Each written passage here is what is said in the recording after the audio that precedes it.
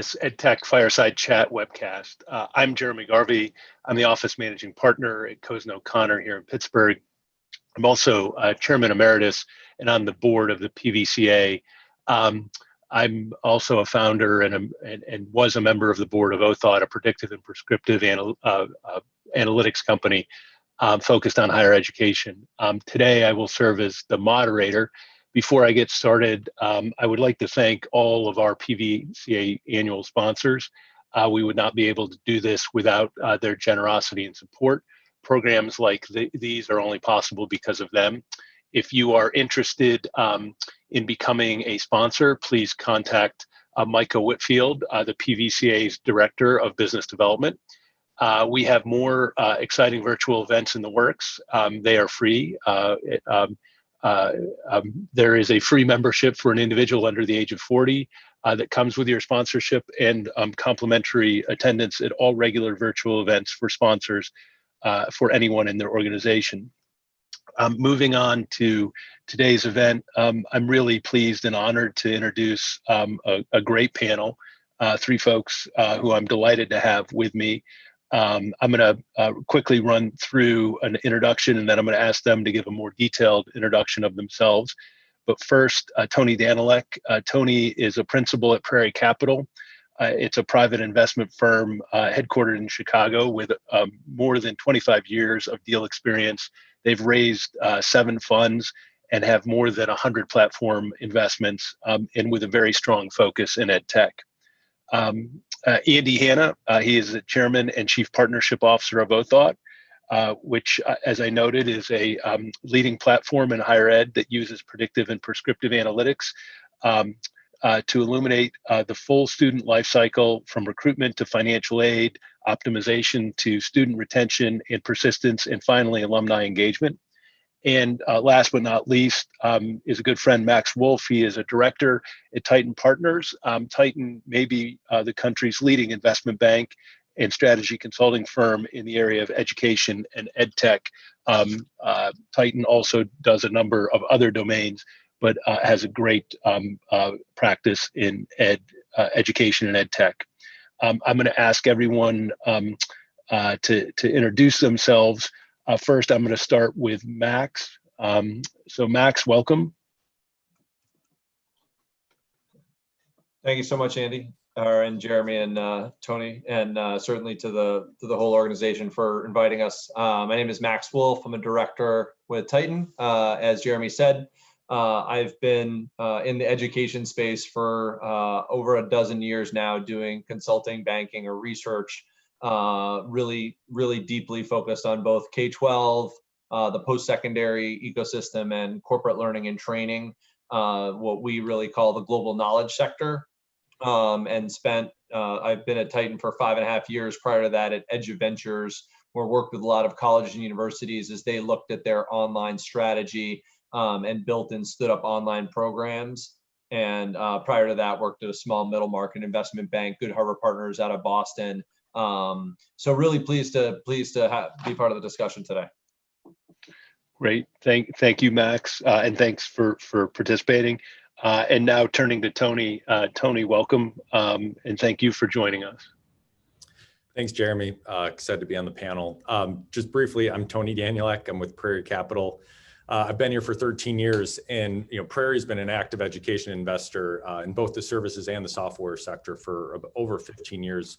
We made investments in post-secondary, but I say most of our activity over the last kind of 10 years has been in the K-12 space, with investments in special education, human capital management, and before and after school. Our most recent EdTech deal was a human capital talent management business serving K-12 school districts. And it's an area we're real passionate about, and excited to be participating in today's panel. Thanks, Tony.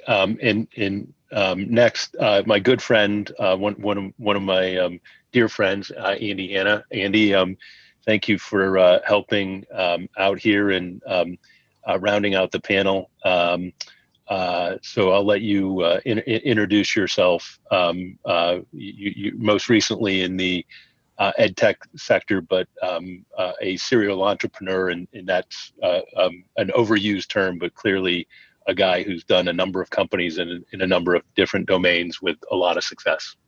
Well, thank you, Jeremy, and thank you for inviting me. Great to serve with Tony and Max on this panel.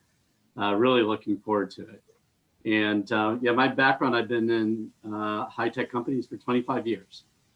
So back in the mid-1990s, and a lot of those companies focused on web-based software and data. So we were mining data out of the former Soviet Union back in the 1990s, and now we're mining data about about students and their success at school. So seen a lot of different technologies and business models to make that happen. And my relationship with higher ed actually started in the early 2000s, where I was an adjunct professor at Carnegie Mellon University, where I was teaching entrepreneurship. And most recently, for the past 7 years, I've been an adjunct professor at the University of Pittsburgh, where I teach business analytics at both the graduate and the undergraduate level. Back in 2014, as Jeremy mentioned, we started Othot, Jeremy and John Abatico and myself, and had a tremendous building experience with that company, and most recently through the help of Max here, that we merged with another company in the industry, probably the leading company in the industry, Liaison International. And so we begin a new chapter with Othot. Terrific. And if folks have questions for our speakers, and I think I'm going to do the best I can to be an air traffic controller here, my sense is that once I start the questions, there's going to be some really good dialogue. Feel free to use the Zoom Q&A function. I will try to get those questions populated and answered before even the scripted questions here. We're going to really just do this as a conversation. And I think we've got some very interesting market perspectives. Tony from the PE private investor side, Max for a number of years in investment banking. Before that, deep industry knowledge, and Andy from an entrepreneurial side. So I'm going to get right at it. Max, I think I'd go to you and then to Tony. Is EdTech in education, is it a good place to be today? And what's the thesis? And if so, why is that the case? I mean, it really is, and I think you're seeing kind of a confluence of factors right now. The EdTech market has really been building over the last decade, and I think a lot of the recent trends have been COVID catalyzed. So you've seen not only a lot of interest in the sector, you've seen a lot of growth. There's been 16 more EdTech unicorns that have been minted in the last year, and there were 30.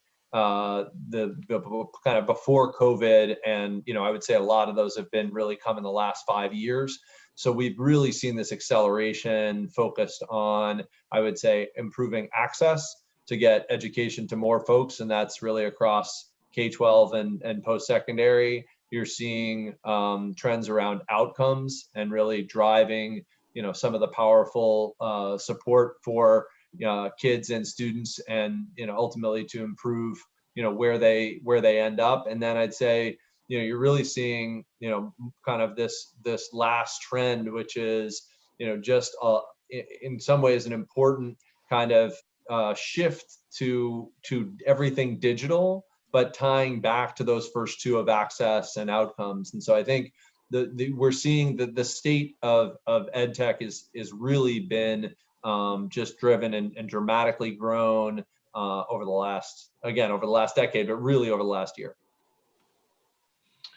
Tony, from your vantage point, I know you all have a fairly unique thesis when it comes to your investments. A kinder, gentler thesis. You really work with management, and you and the team at Prairie are known for that.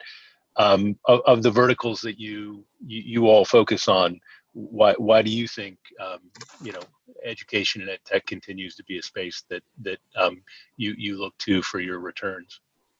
Yeah, I think definitely agree with a lot of what Max said. And we spent a lot of time in K-12. And so, I mean, just one from a macro perspective, it's a huge industry, which from an investor is really important. This funding stream is incredibly stable. There's just such constant demand for these services. And so big dollars that are only likely going up is always a good place to start. And then, three is just, you want to do well by doing good. And, it's just a really gratifying place to spend time. And then just, those are just, some large macro things that kind of excite us. And then, definitely on the micro, to echo a little bit of what Max is saying, like 10 years ago when we were looking at deals, a big question was, do lots of schools have access to stable internet connections? Now, over the past year, every kid's had an iPad and been learning in, digital learning. And so just what's possible with EdTech has really, really accelerated to Max's point over the last year. And so I think you're seeing that drive faster growth rates, which drive more capital. You can have more startups in this market, which will then filter up to us. So, and we can be that next layer of institutional capital to help these businesses scale. So I think you're just seeing this acceleration of growth in the market, which is then bringing more capital, more businesses, and just creating a really, really dynamic ecosystem here, which is an exciting place to be. Terrific. Good perspectives. So I think I'd be remiss if we didn't touch on sort of the last year and a half. Clearly, the world changed, February, March 2020 in a dramatic way that I'm not sure a whole lot of folks could have predicted. A few did. But Andy, I kind of looked to you, COVID obviously had an impact on all markets. It clearly had its imprint on higher ed and education. Clearly anyone who has, kids who have been impacted know that. And so, clearly there's an impact. There's been some changes and some winners and some headwinds. What do you make of COVID and how has that advanced sort of the market and where we are and what do you make of all that? Yeah, I mean, the past year has been really challenging generally, but I think it's the tale of two sides of a coin. So, budgets froze. There were a lot of people that were nervous about what to do, how to move forward. But from that perspective, people are looking for solutions. So the companies that were able to provide solutions to the universities were able to thrive. And, as you talk to others in the industry, and it was literally tale of two cities, right? So some that were saying, we have no growth. It's like there's nothing we can do. And then there's others that saying, it's amazing how much growth there's been. And just as a big picture perspective, you think about Zoom, Zoom was an enabler, right? So that to me is a classic, and it's no wonder over the first 6 months of the pandemic that the value of Zoom tripled. And the sales were through the roof. And I think that, so companies that were giving insight into how the world was changing. So Othot grew during that time period.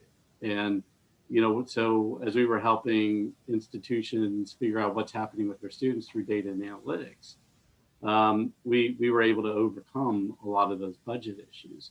So I think that is really the question is, were you enabling or were you said to hold off until we figure it out? Yeah, I think, you all touched upon this as a theme. And I think, technology continues to drive many aspects of this, but growth, I think folks see continued growth. According to GSV Ventures, the worldwide EdTech market is projected to reach, $7 trillion by 2027. Can you all maybe talk a little bit about what's going to drive that growth. There's clearly demographic trends. There's the cost of higher education. There's a bunch of emerging technologies, whether it's immersive, augmentative reality, robotics, AI, blockchain, predictive, prescriptive analytics. Andy, I'll kind of go to you first, and then let Tony and Max pile on. What is going to drive the growth, and if you were thinking about where to place some bets, where would you all be thinking? Yeah, education's fundamentally changing, but let's face it, nothing changes quickly in higher education. We've had the same business model in higher education for hundreds and hundreds of years. So it takes a catalyst, like Max said, like the pandemic, to start really thinking about how we can do things differently. And those companies that are able to ride that wave of change or be at the front of that boat and lead that change, there's going to be dramatic opportunities. This is an industry where you now have the second largest personal debt in student debt. That's a major issue that's got to be solved. We have to do better in matching student programs or curriculum to outcomes. What is industry looking for?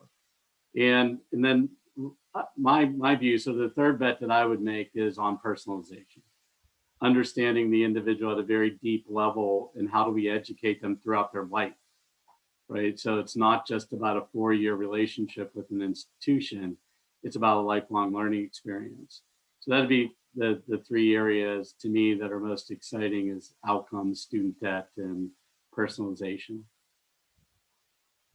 I'd in some ways layer onto that and say, you've seen a lot of focus, certainly through COVID, on B2C direct-to-consumer models, which probably people wanted to, stay away from previously because they felt like the funding streams weren't as sticky. They felt like the revenue wasn't as recurring. Certainly in education markets, we've seen marketplaces rise, and and a lot of them get pretty significant funding rounds, as well as full-on acquisitions over the last again really kind of 12-18 months, with COVID coming in, and I think some of those are leveraging technology to and the marketplace is the way to connect folks in the ecosystem, whether that is for early childhood or K-12 or into corporate learning and training. I mean, there's businesses that were doing $4 or $5 million of revenue, like an OutSchool, which is a marketplace for small group learning, and it was then doing $5 million a month into COVID, and just raised $75 million at a $1.3 billion valuation. So I think, and you've seen Coursera, which has been around again for 10, 12 years, finally went public. What's interesting, and this is the same for, I think, them or a Chegg, which, both businesses in COVID really accelerated and expanded.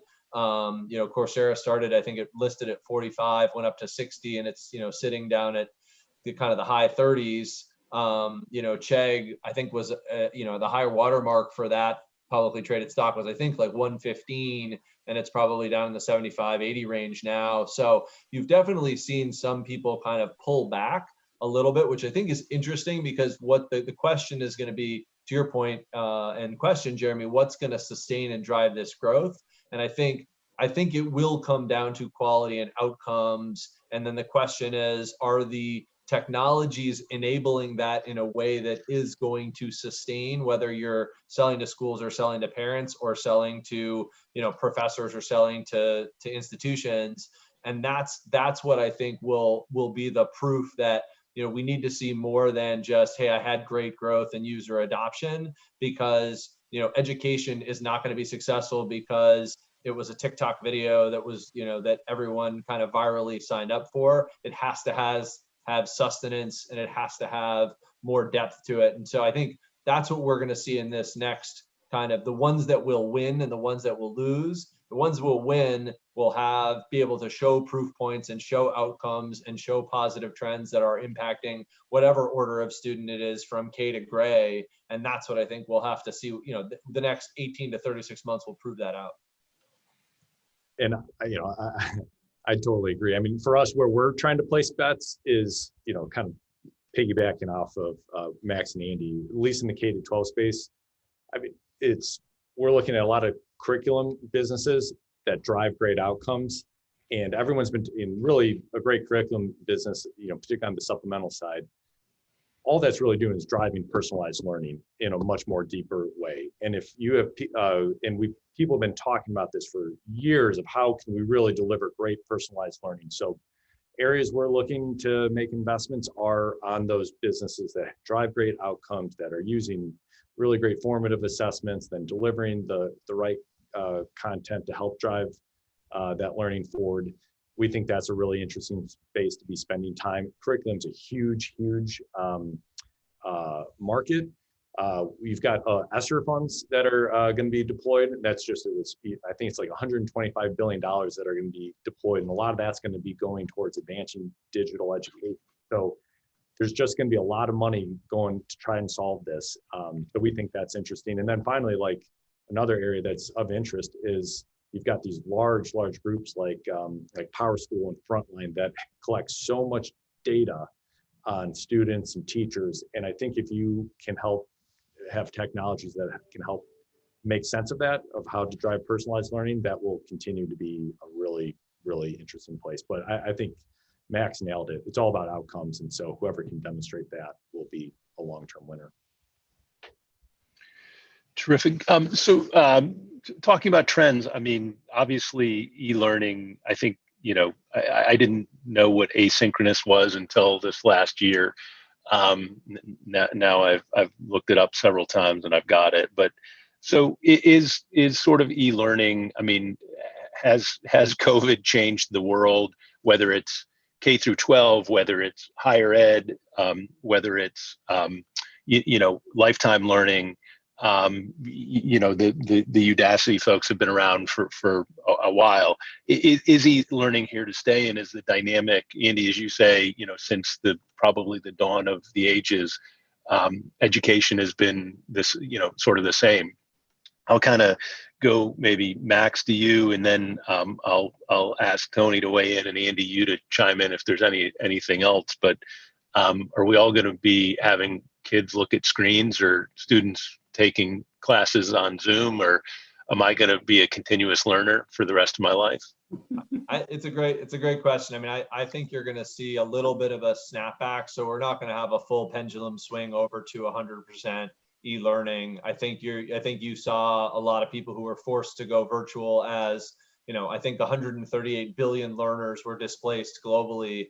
And they had to find another way around the solution during COVID, and a lot of people weren't ready for that shift, but have been working their way through it. I think you're going to see some cannibalization of in-person learning and some set of people who want to move to more of an online model. But I think what you're going to see is more hybrid, and you're going to see more of a snapback to in-person learning as people can. I think the having people engage and interact in a face-to-face way with teachers is important. I think there are some elements for a set of learners that ultimately it's harder for them to use e-learning in a digital fashion. And where I think you'll see it though, and this trend has been going on for, again, 7, 8, 10 years, is adult learners who successfully can learn online. And you've seen a lot of the, Southern New Hampshire and Grand Canyon and a lot of the larger online for-profits who have figured out a good way to do that with good outcomes for their learners, because it's tied to a degree and it's tied to upskilling and reskilling. And I think a lot of the corporate training companies have found ways to really deliver, what's more of a flipped classroom model, where you're learning some things online, but there's also potentially interaction and engagement. I think that's much harder in K-12 and certainly harder in the younger grades. So if anywhere, you're going to see more of the Florida virtual online model, where they've teach 200,000 students in a virtual school district. That curriculum has been licensed out across the country to states who are solving for, kind of the micro use cases of parents who wanted to keep their kids virtual and they couldn't develop the curriculum on their own.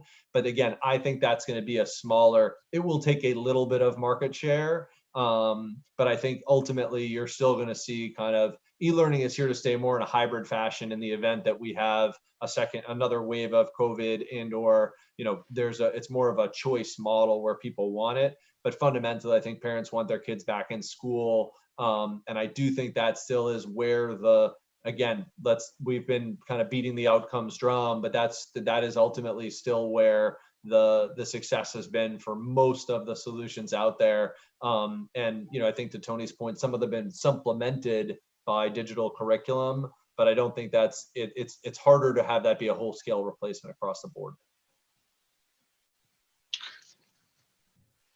Tony, what do you think?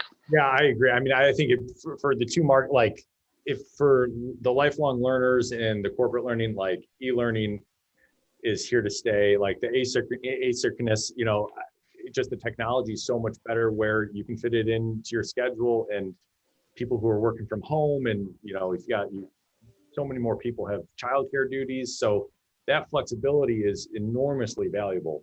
I think in the K-12 world, I think I agree with Max. I mean, like when we talk about, there's just not a lot of joy in online learning. And if you're trying to reach young K-12 kids, and again, you keep hearing it, technology is not going to replace the teacher. An amazing teacher is so much more effective than all the best ed tech. And fundamentally, these teachers, we keep hearing about all the social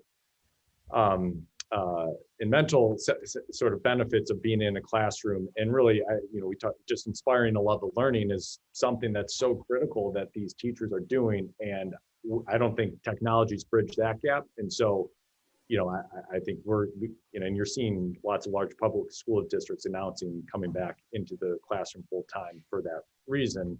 I think we'll probably talk about it later of other themes. I think learning loss, mental health issues, all those are opportunities to solve, but obviously speak to the need of being in the classroom and the real benefits of that. Yeah, it's interesting.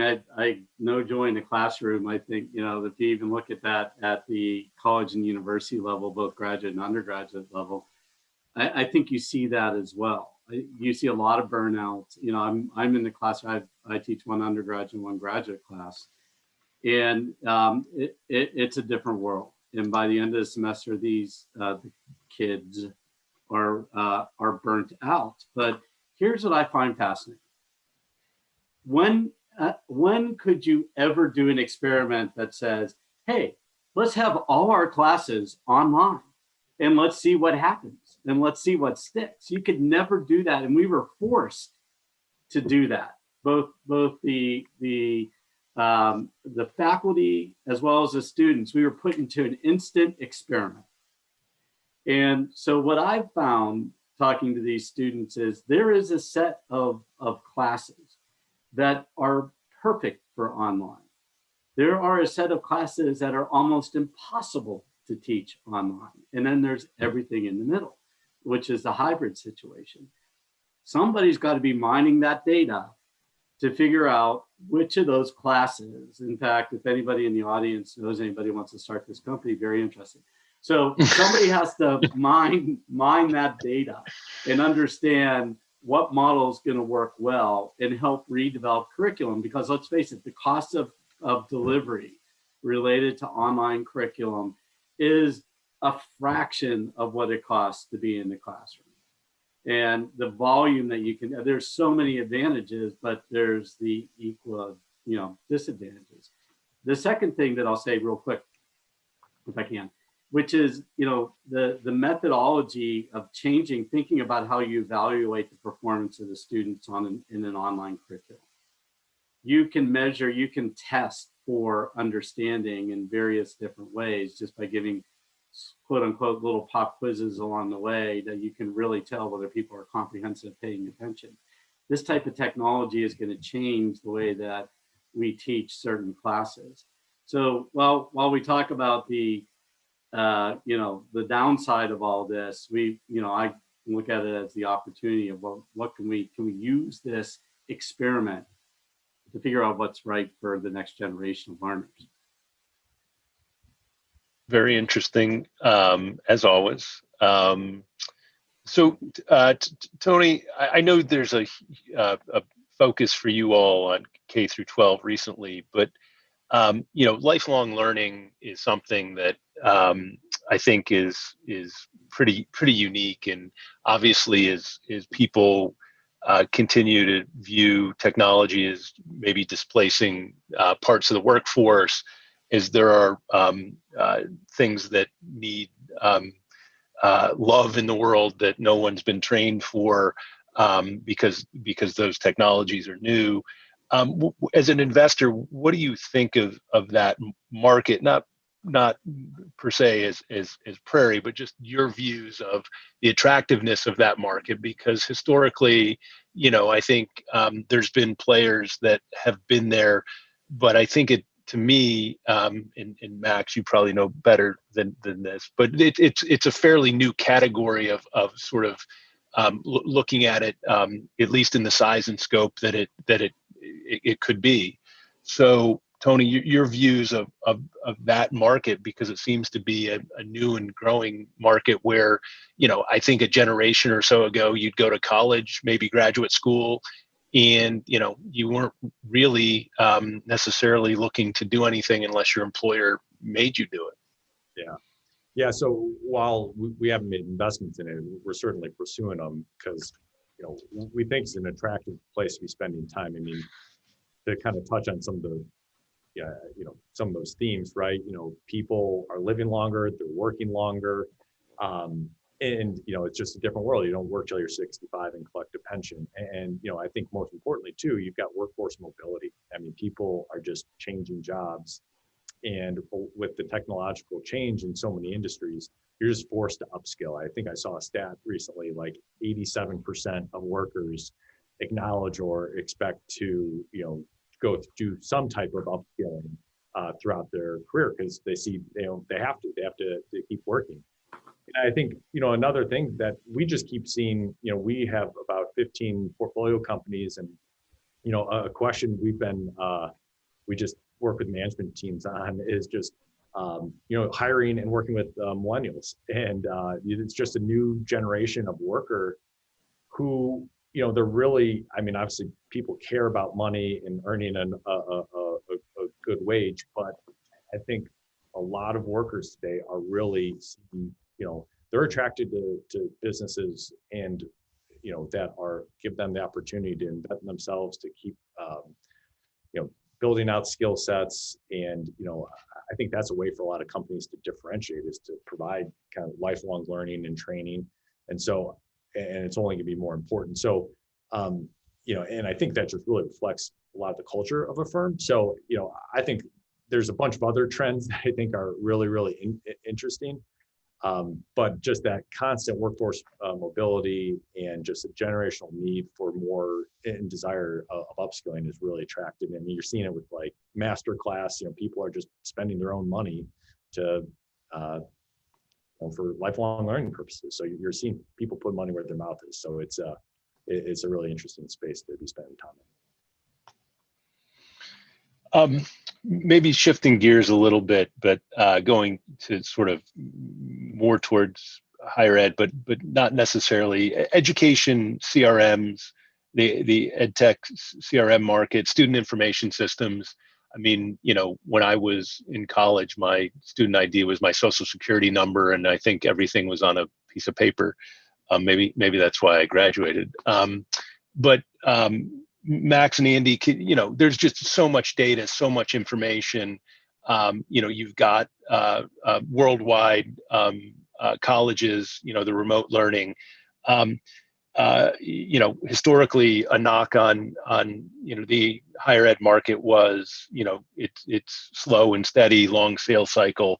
But there's a ton of people who, are doing very well in managing information, and some players that historically have managed information for, non-educational businesses that are starting to pay more attention. So Max, what about that market, and is that still an attractive place, or are there too many folks, or is it, is it overcooked, or is there still some room for folks to play there? Let me let Andy jump in on this one first, then I'll piggyback. Yeah, I think when we look at systems, you don't see Salesforce move into a space like they have without the indication that the industry is ready to move. I think that what we're seeing is sort of first gen of those information systems at the CRM, at the SIS, at the content management level start to mature. And what we're going to see as we come into the next generation of technologies is where we're going to see a lot of embedded analytics and the use of AI in ways other than chatbots, and really pulling out the data that's necessary for us to learn about how do you make a student's journey successful. So I'm speaking from the university side. How do we find the right student who fits at our university or college and is going to thrive? And then once they're there, how do we make sure at an individual level that they have success, meaning that they graduate and get a job or a placement within their field? And I think that's what we're going to see as we peel off the next layer. So I would look at what companies are either building those technologies to enable that. So it's individual personalization and outcomes, as Tony and Max have been talking about. And then where are they going to fit into the existing ecosystem?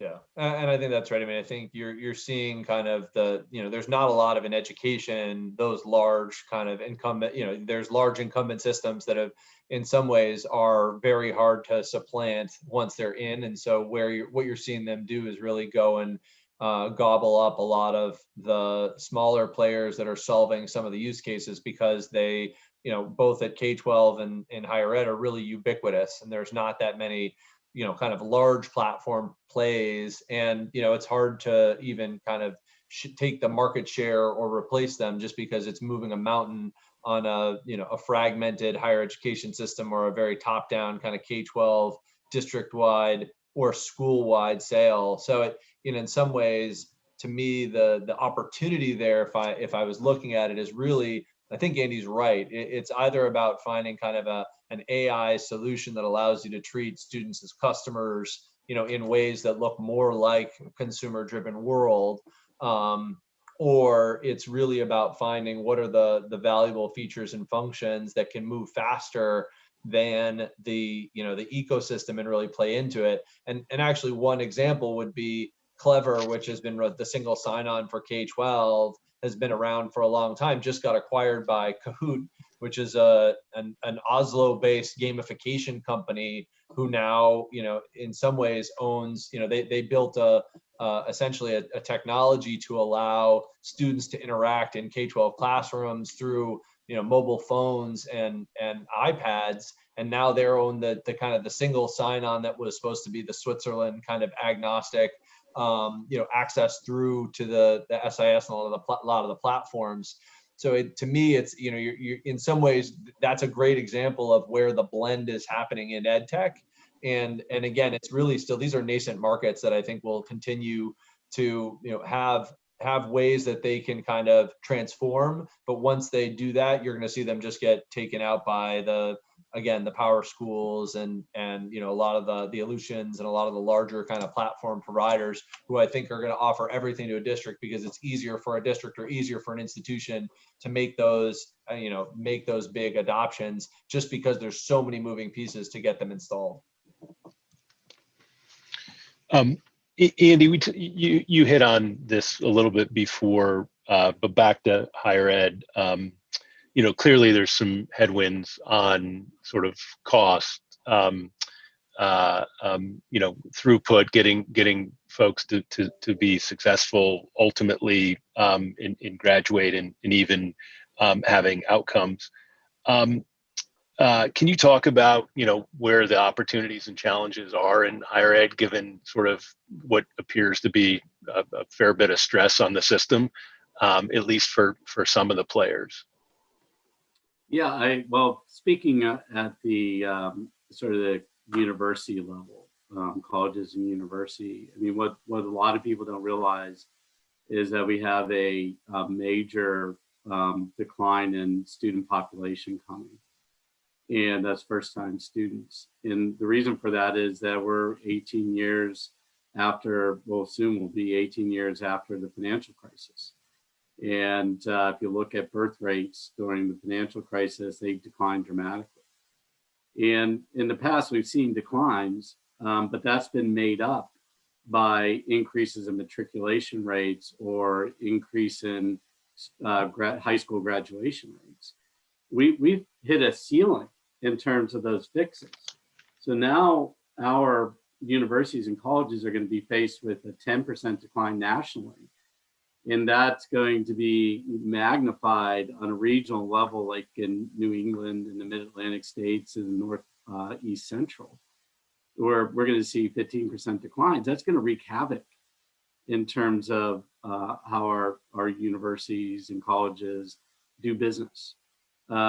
So those who can, and there's lots of issues to deal with. I mean, like you said, Jeremy, lots of costs, and I've already mentioned the debt, but the organizations, the startups that are focused on how do we combat that decline in population at the college and university level with a dramatically changing demographic.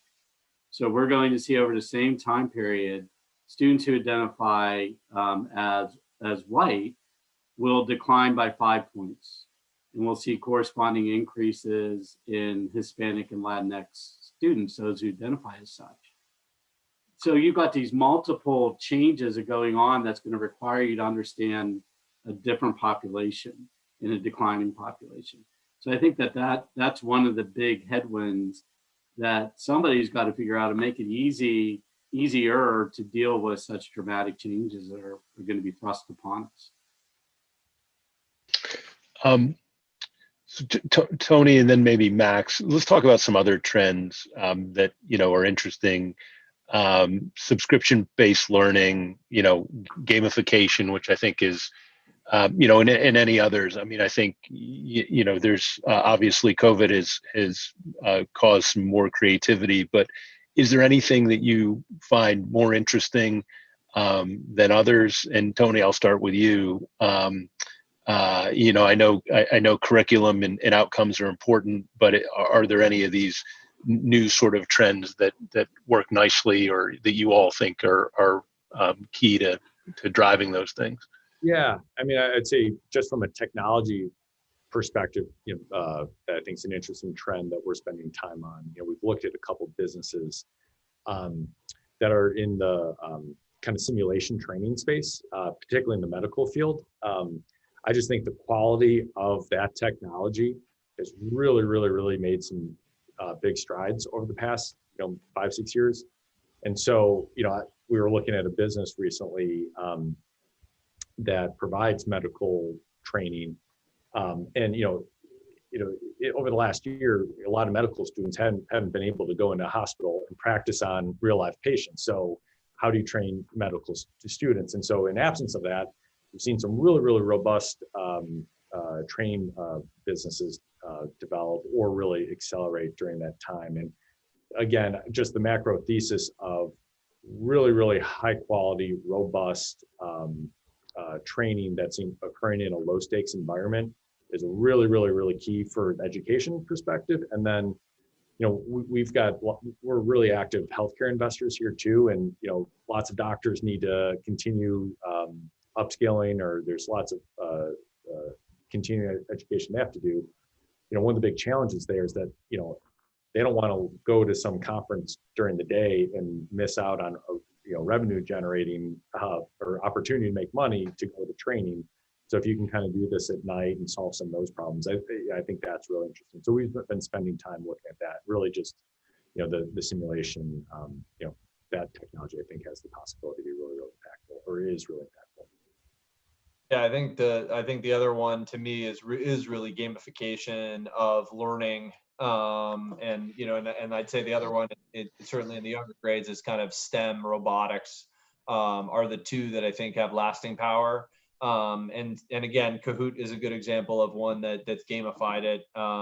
There's an interesting business called Begin, previously Speakaboos and Learn with Homer. That's a subscription model that's really trying to bring kind of digital learning, but also, trying to layer in kind of tangible play and some other pieces that are kind of online, offline hybrid models. I mean, the big one that was successful and kind of the most early days successful in Age of Learning, and ABC Mouse, which had to spend a lot of money on TV ads, but ultimately I think they've shown kind of lasting subscription revenue over the course of the pandemic for kind of that same cohort of kids.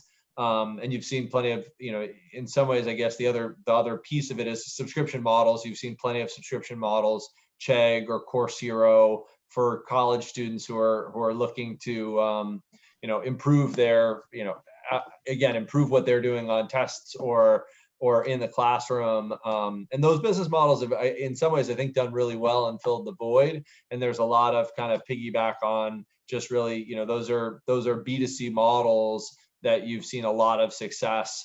And again, I think it's really about driving big user bases, and we can get into some of the rationale for why those metrics are getting big, high valuations and being unicorns. But it really is the investor landscape, and is really looking at kind of a traditional set of SaaS KPIs and metrics, which are driven by, how quickly can those businesses continue to grow? Can you continue to kind of accelerate your lifetime value to your customer acquisition cost? And then, can you start to get some profitability and drive all of those together? And again, what you've seen in COVID, which is different than what you saw 18 months ago, is those businesses have been able to grow at 100, 200, 300, 400, 500%, which are just massive upticks for some of the folks that really hit a nerve. And I would say the place where you've done that is it's not across the board, but it has been places where people have really kind of struck the nerve, and they've had somewhat viral adoption because they were just able to kind of hit it right with the right content, whether they're selling to parents or directly to kind of the learners themselves. Andy, let's talk about AI, predictive analytics, prescriptive analytics, areas that have been a focus for you for the last 6-7 years. Obviously, student enrollment, student success, engagement, giving. Where are we in the life cycle, and how sophisticated are folks thinking about those things, and how comfortable are they is one question. And two, I mean, my sense is we've just hit the tip of the iceberg in obviously if we're gonna drive outcomes and we're gonna measure things, we're probably at the very early nascent stages of this. But can you kind of talk about what are folks trusting of this view of the world, in how well is it working, and where else is it going to be applied to? Yeah, sure. So let's simplify the concept first of all behind AI, and use the words predictive and prescriptive analytics. And I think that's a great core concepts to understand. Predictions allow us to understand somebody's behavior. Right. So if we use data and algorithms to understand what's the likelihood of somebody to enroll, to be retained, to graduate, etc., those are the predictions. The prescriptions are, what do we have at our disposal? What actions can we take to maximize the probability of the outcome that we want? So if somebody has a 30% likelihood to enroll, are they driven by money, relationships, status, marketing? What is it? And then apply that prescription to maximize the probability that they're going to enroll. That's a prescription. And doing that using algorithms and data to better understand the individual helps us improve the relationship with that individual. these concepts, when you say, AI in a lot of different industries, people come back with is, oh, that's chatbot, right? So I can go and you can understand my question, or I can take content and personalize it to an individual. That's not what we're talking about. Real AI helps us understand the behaviors, or is this industry trusting of it yet? We're getting there. We're building a category. We're taking concepts that made Google and Facebook and Twitter and Netflix and LinkedIn all very, very successful in taking those concepts and bringing it to higher ed. And what all those companies have in common is that they understand the individual at a deep level. And that's what technology allows us to do now. So when we think about the concept of total enrollment, right, and I think you're going to hear a lot of that come from, Othot and Liaison, which is how do we maximize total enrollment with the outcomes that you want to see? And that's where I think you're going to see the opportunity for these prescriptions, predictions, AI is, again, I know I'm a broken record in beating Tony and Max's drum of outcomes. But that is what it's all about. If you had to have one singular focus, to me, that would be it. Great. Let's talk about some of the sexier stuff. So let me turn to the banker and the investor. And what do we think? What do we think about the M&A market? What do we think about? You don't have to get into specifics, but how do you view valuations? I think it's pretty good, by the way, Jeremy. I was going to let you chime in at the end. No, I'm just teasing. But obviously there's a lot of activity, great interest rate environment. What are you all seeing? How do you characterize it? Tony, I'll go to you. And obviously, say what you all are comfortable with, but it's always interesting to me from your perspective, because I think you guys you look at a lot of deals, you see a lot of things, you see the ones that you get, and you also see the ones that pass by for whatever reason. So, Tony, what do you think? Well, how's the market, and how do you feel? If I'm a buyer, I'm depressed. If I'm a seller, I'm elated. We're seeing what Max shows us. And so those guys are so busy. And I would say there's a couple of things. The amount of deals in market is incredible. And so just sheer volume is really, so I think there's a real, I'd say capacity challenge. I think every lawyer, banker, investor is struggling with. And I think with valuations being so rich or so robust, it's really, I guess, allowing investors and everyone to really kind of have, it forces them to really focus on where can I be successful.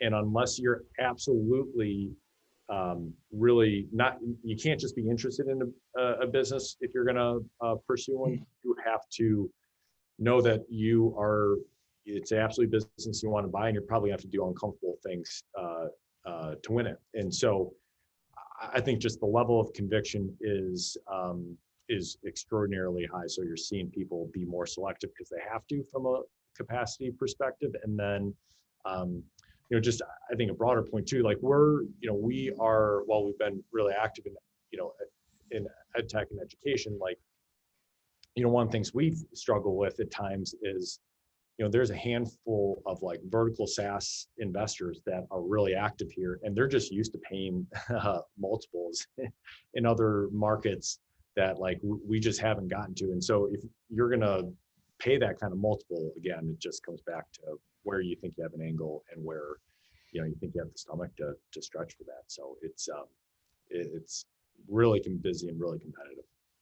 Yeah, I think that's right. I mean, it's not even a red hot, it's a white hot seller's market right now, which is hard in some ways from an M&A standpoint, certainly for a lot of the buyers, you were seeing valuations, that were for SaaS businesses at 4 to 6 times revenue, that are now trading at, 6 to 8 or even 6 to 10. I mean, we've seen a lot of 10 times deals over the last, several months that I would say, a couple of years ago, you weren't seeing anything in education get higher than 6 to 7 times. So, and again, you are seeing the growth. The question of sustainability is is a COVID bump, or are these sustainable, is still the question. And then from an EBITDA multiple perspective, for some of the businesses that are, you're seeing people who, again, I would say that the mean was, call it 2.5 times, and 8 or 9 times, or maybe 8 to 10 times EBITDA. That was kind of the mean. You're seeing people pay in the teens, high teens, and even into the 20s for businesses that are really have the right profile.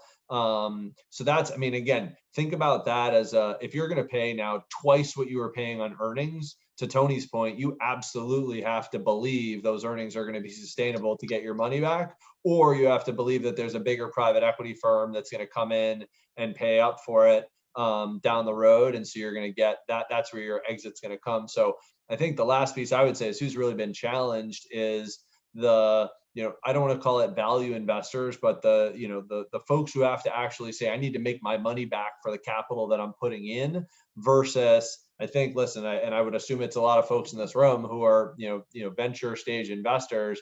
You can take some big bets right now, and the valuations are there because I think the exit markets are going to be there.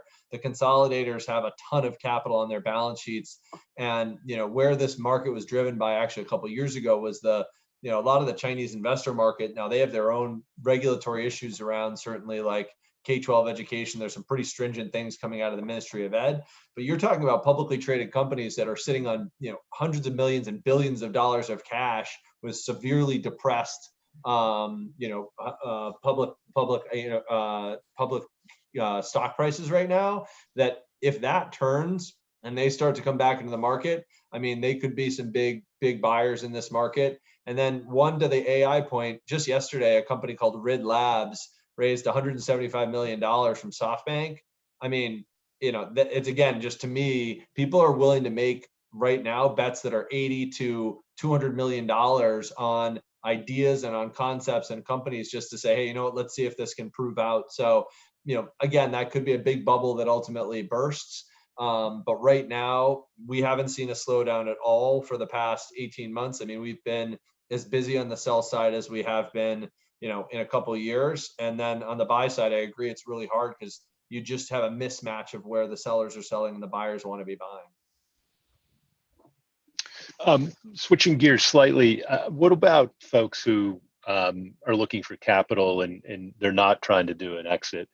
I'm sure, Tony, you all, your thesis is not necessarily a control investor, or from the standpoint of not completely taking everyone out. And Max, you all do work on the capital raise side. It sounds like valuations probably are still pretty healthy.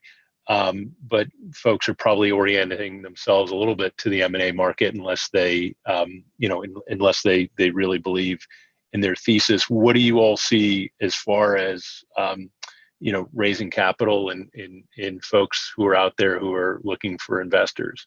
And Andy, I'd be interested to see what your view of the world is too. I mean, I think there's a lot of new investors into the education markets. You're not just seeing traditional kind of VCs or private equity investors. You are seeing both like, Salesforce has a venture arm, like a lot of the larger corporates have venture arms. You're also seeing, so they're setting aside a corpus of capital to do some early stage investing. You're seeing family offices, you're seeing impact investors, you're seeing kind of this big cohort of people who are looking to place bets in education.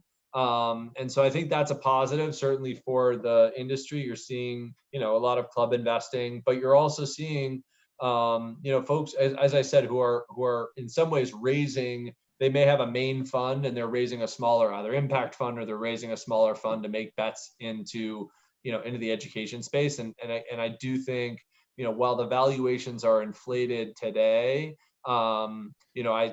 we've seen as many kind of capital raises, to get to decacorns and unicorns, and again, all the way down to, a lot of businesses where I think if you have the right metrics, which is, again, ARR growth, really low churn, very provable, SaaS metrics, people are absolutely willing to bet on that.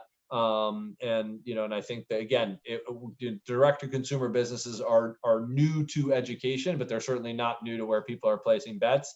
And ironically, if you look at EdTech versus if you look at FinTech and Health Tech and some of the others, I mean, the valuations are still depressed relative to those. So while it's at an all-time high for education, I still don't think we're at the high watermark for where some of the FinTech, Health Tech, and other industries are trading. Which, again, if you look at it and say, then am I getting a value out of these investments? I think you have to say whether you're truly a double bottom line investor or not. I think you at least know you're investing, and that's why there's these new sources of capital, that you're investing into the future of students and kids and education, which is why people are doing it as much as the kind of alpha return. Tony, what's your view? Yeah, and from us, I mean, I think we're, just what we're seeing, what we're thinking about a lot here is just like, kind of piggyback off of like what Max is saying is like, I think there's a fundamental, if you've got great outcomes, and with all the traction we've kind of talked about earlier in the, today, more people accustomed to digital learning. I think historically, I think Max made the point, education valuation, software valuations were lower than kind of other vertical SaaS ones, just because the growth rates weren't high enough, and usually the metrics didn't support some of those high multiples. If you've got a solution, something that's generating great outcomes, I think you're going to hopefully see higher growth rates. And then, I think, if it used to be 10 or times in education, and you can have to pay 14 to get in, we've seen several deals in other industries where companies are selling for 25 times EBITDA, and that's just normal. And so I think, if we still feel like it's a good solution and you can get some multiple arbitrage on the back end, that's areas where we're going to spend time. So we talked a little bit, and Max, you touched on this, but the most important things driving valuation. I mean, you talked about ARR and great outcomes, but what is it that in this market? What is the thing that you would say is driving the highest valuations from your perspective? If you, when somebody shows up, what are the couple of things that they need? And that's probably a really stupid question. I will grant you that. No, it's not the last. It's not the last one you'll get from me. No problem. Listen, it's all, for better or for worse, it is all about growth, and it's all about ARR, and with that growth, as I said, I think comes some of the other metrics of churn and LTV to CAC. But really, it is growth, and people are willing to pay up for that. I think profitability, the expectation is you'll get there. And again, the businesses that have garnered really aggressive valuations, they're break even. A lot of them are not profitable, but they all hold that one characteristic of really driving, 60 to 100% growth. Yes, our benchmark would be, is it a good business if it's growing at 30%? Yes. But there's too many businesses out there that are at 60 to 100% growth. And listen, Tony is looking at the same set of deals that, we're marketing or out there all day long. It used to be great to have a 30% grower. And when the market is showing businesses that are growing much faster, it's really hard to take a look at it. But I think the expectation is you'll get to profitability as that business scales, but that growth is harder to come by, and that's people are putting most of the value on that.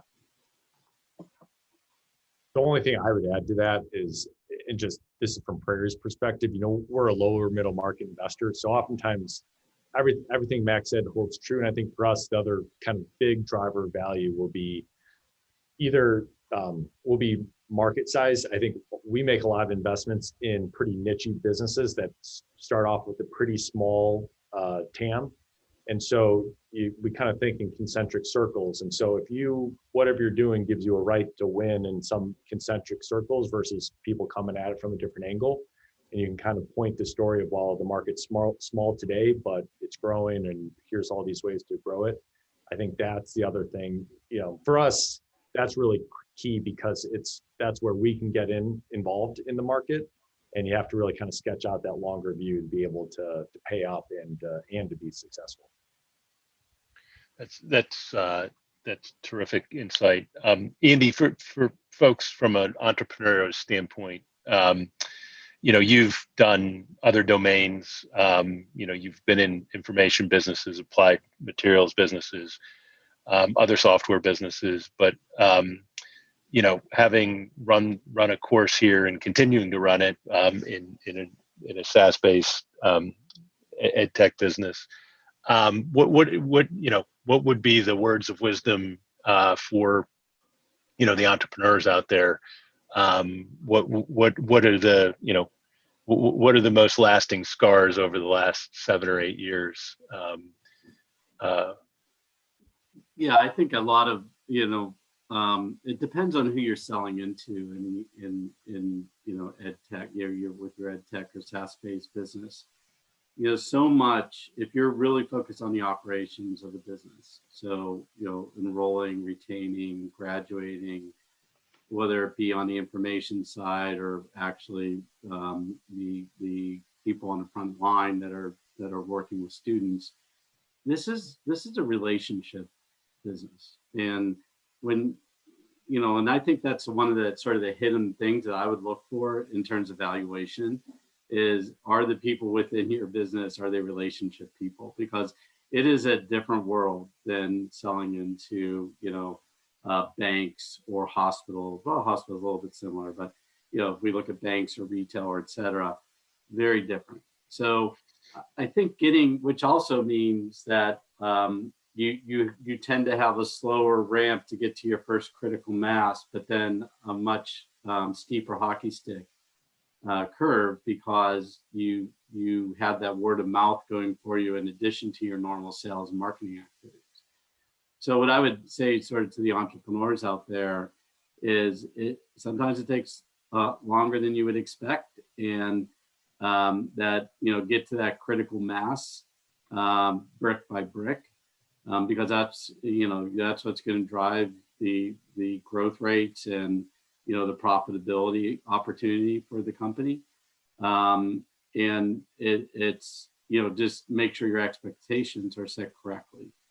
And that's and to have the right people around you. I mean, I think having the right investors, having the right counsel, having the right bankers, it's me pointing at you, Max. I mean, having the right support group around you makes a big difference in terms of your ability to move the company forward.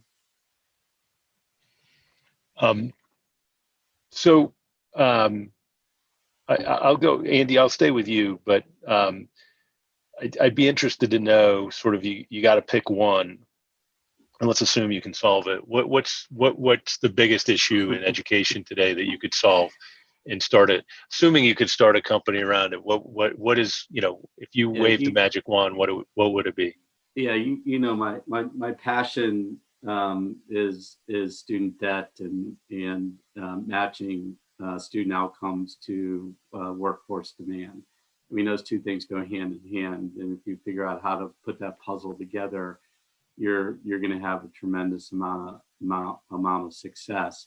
So I don't think people really know what to do with the debt issue, and it hasn't exploded yet, and it's going to explode. We're not, it'll be interesting to see what kind of headway we make in terms of free education. I'm not betting on it, so we need to fix that problem. But I would like to, so that's my answer, but I would like to say something that's not necessarily related to that, which I find tremendously interesting, which is that universities and colleges are hotbeds of innovation. And these students, the only thing they know is education.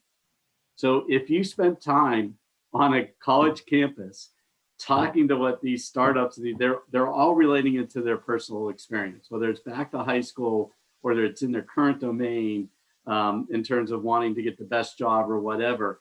They know the problems and they're trying to figure out the solutions. It's amazing to me that I see so little involvement of investors spending time specifically on EdTech to help them try and solve these problems. So if I was going to start a fund, that I would probably focus on how do I enable those new young energy laden individuals and help them direct their energies to making businesses. So sorry, I had to throw that in there because it just fascinates me. Max, what would you say? What's the biggest issue out there that if you could do it would be? Yeah. So to me, and we've seen some of the rise, excuse me, of alternative credentials in the market, and what I would call the replacement, or it's people who are going to get something that's not a degree that has training and learning and reskilling and upskilling and all that flavor of it. But today, that credential that you're getting from an online boot camp, or you're getting from a collection of courses that you may be taking, even if they're accredited and tied back to certifications, don't yet carry the same value of a higher education degree. And you still have a gap between, a bachelor's degree or a master's degree, associate's degree even, and some of these other alternative credentials. And a lot of it is because there aren't good systems to align those two things together and tie back. I've learned a set of skills, and then what does that equal? So it's skills mapping kind of across the ecosystem, which is valuable both for the institutions and the students to kind of know like versus like, for the institution to understand how someone can actually use credentials and skills that they've gotten to earn a degree, because you have a lot of people who have some college but no degree, and then the employers who need to then know, what's this person going to do for me once they graduate from whatever program. So that just lack of kind of continuity and understanding and systemic kind of mapping, I think just doesn't exist today in a robust enough way, because there's so many alternatives out there and people are doing them and there's value, but how do you attribute that value to what we know as this person went to X school, they went to Carnegie Mellon. Yeah, love it. And then from my perspective, just looking at the K-12 space, I think just educational equity, I think there was a big difference heading into the pandemic, and the pandemic just absolutely exacerbated, higher income students just, they were not impacted as much as lower income students. There's just, you're starting to see all these studies come out and just seeing the impacts of learning loss, and just, we'll be learning over the years of the long-term impacts. So I think, EdTech certainly has a role to play here to help stem that and close that gap. But I think that's a real issue that I think that'll be important for us to solve. That's awesome. Terrific. Hey, so it's almost 3:15, and I do a lot of this for better or for worse. So you'd think I'd be better at it since I do so much of it. But this is, I've enjoyed it. I got to tell you, you guys are terrific. Tony, I know how busy you are and what you have on your plate, and thank you for sharing the time. I know, you all look at deals in this market, and you guys are a great partnering investor. So for the folks out there who, are looking for a partner like that, if you need connectivity with Prairie, certainly I'm happy to do it, or Tony's the guy. And then I can't say enough about Max and the team at Tyton. They are terrific in this space. I think if you say EdTech to the group of investors who are looking to do deals, they are extremely well known.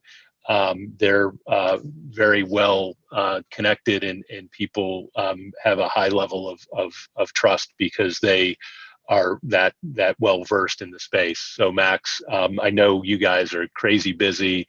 You know, I know how busy Max is because I'm very funny, and on conference calls he wouldn't laugh at my jokes. He told me to move on. But Tyton is terrific, and so Max, thank you. Andy, you know, as always, it's good to spend time with you. You know, I hope all the folks, including John Abatico, my other dear friend, and Fred Weiss, and the rest of the team at Othot, now on the liaison team, are doing great. Folks, I think it's terrific. I could not have picked 3 folks that I would have actually put a collared shirt on and shaved for. Actually, I did it for you, Kelly Shako. Thanks to everyone at the PVCA, Jordan Tarr, the rest of the team, Kelly. We really appreciate it, and I really appreciate all the panelists. We'll try to put something else together from my perspective. But guys, I really enjoyed it, and thank you for taking the time and giving your inputs. Thanks. Thanks, everybody. Great Thank seeing you you so guys. much. Bye-bye.